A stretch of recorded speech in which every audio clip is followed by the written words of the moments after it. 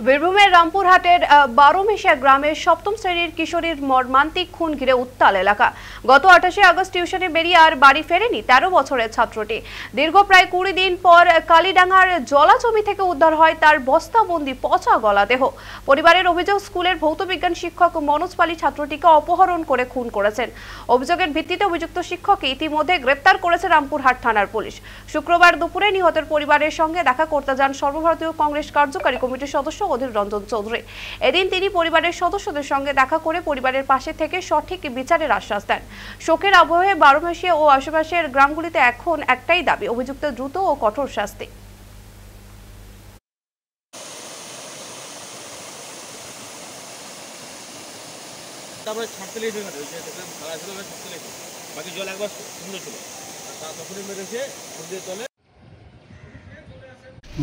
মর্মান্তিক মানে এর থেকে ঘৃণ্য নৃশংস মর্মান্তিক হয় না। ওইটুকু বাচ্চা একটা মেয়েকে কি করা হয়েছে তা তো জানি না, আমরা কি হয়েছে তারপর সেটা ভেবে আমি আরো মানে এটা আদিবাসী পরিবার, তারা শান্ত, তারা গরিব, তারা কারোর সঙ্গে সাথে থাকে না, পাশে থাকে না, নিজেদের সংস্কৃতি নিয়ে থাকে, নিজেদের সমাজ নিয়ে থাকে।